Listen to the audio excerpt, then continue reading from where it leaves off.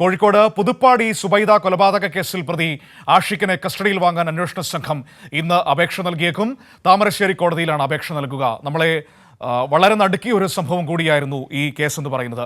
മേഘ നമ്മളോടൊപ്പം ചേരുകയാണ്. മേഘ, ഇന്നിപ്പോൾ അന്വേഷണ സംഘം കസ്റ്റഡി അപേക്ഷ നൽകുമെന്നാണ് നമുക്ക് മനസ്സിലാക്കാൻ വേണ്ടി കഴിയുന്നത്. പോലീസിന്റെ തുടർ നടപടികൾ ഈ കേസുമായി ബന്ധപ്പെട്ട് എങ്ങനെയാണ്? മനു, അന്വേഷണ സംഘം ഇന്ന് താമരശ്ശേരി കോടതിയിലാണ് അപേക്ഷ നൽകുക. പ്രതി ആഷിഖിനെ കസ്റ്റഡിയിൽ വാങ്ങി വിശദമായി ചോദ്യം ചെയ്യുക, തെളിവെടുപ്പ് നടത്തുക എന്നതാണ് പോലീസ് കരുതുന്നത്. അതുകൊണ്ട് തന്നെ 5 ദിവസത്തെ കസ്റ്റഡി ആയിരിക്കും ആവശ്യപ്പെടുക എന്നതാണ് മനസ്സിലാക്കുന്നത്.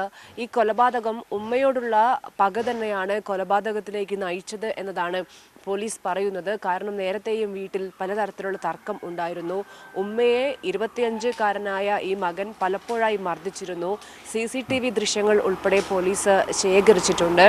എന്താണ് ഈ പകയിലേക്ക് നയിച്ചത് എന്നതുൾപ്പെടെയുള്ള കാര്യങ്ങൾ കൂടി പോലീസ് വിശദമായി തന്നെ ഈ പ്രതിയെ ചോദ്യം ചെയ്ത് വിവരങ്ങൾ ശേഖരിക്കും. 25 വയസ്സുകാരനായ ആഷിഖ് കഴിഞ്ഞ കുറേ കാലങ്ങളായി ഡി അഡിക്ഷൻ സെന്ററിൽ കഴിയുകയായിരുന്നു. ഉമ്മയെ കാണാൻ വേണ്ടി വന്നതിന് പിന്നാലെയാണ് കൊലപാതകത്തിലേക്ക് എത്തുന്നത്.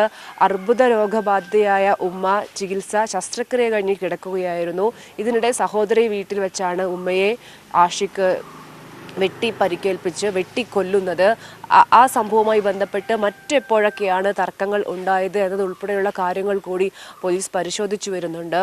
ഉമ്മയോട് കടുത്ത വൈരാഗ്യം തന്നെയാണ് ഈ 25 വയസ്സുകാരൻ ഉണ്ടായിരുന്നതെന്നാണ് പോലീസ് മനസ്സിലാക്കുന്നത്. കൂടുതൽ ചോദ്യം ചെയ്താൽ മാത്രമേ കൂടുതൽ കാര്യങ്ങൾ വിശദമാവുകയുള്ളൂ. ഏതായാലും നാടിന് നടക്കിയ വലിയൊരു കൊലപാതകം തന്നെയാണ്.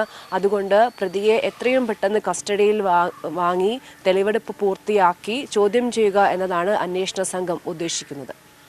തീർച്ചയായും ഏതായാലും അത് വളരെ ദാരുണമായൊരു സംഭവമായിരുന്നു. ഇപ്പോഴും അതിൻ്റെ ഒരു നടുക്കം നമ്മളിൽ നിന്ന് വിട്ടുമാറിയിട്ടില്ല എന്നതാണ് വസ്തുത. ഉമ്മയെ കൊലപ്പെടുത്തിയ മകൻ പറഞ്ഞൊരു വാചകമുണ്ടായിരുന്നു, എന്നെ ജനിപ്പിച്ചതിനുള്ള മറുപടിയാണ് അല്ലെങ്കിൽ ശിക്ഷയാണ് നൽകിയതെന്ന് പറഞ്ഞൊരു വാചകം കൂടി ഉണ്ടായിരുന്നു.